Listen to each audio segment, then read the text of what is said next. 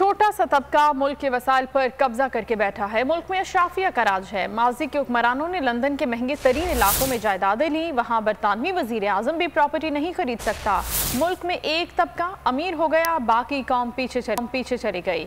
जिसको बोझ कहते थे वो बांग्लादेश हमसे आगे निकल गया। इमरान खान का कोयटा में खिताब कहा माजी में सोचा ही नहीं था बलूचिस्तान को तरक्की दी जाए। बलूचिस्तान में भी हर खानदान को हेल्थ इंश्योरेंस मिलनी चाहिए। वजीर आजम ने NHA के तहत तरक्याती मंसूबों का संगे बुनियाद रखा।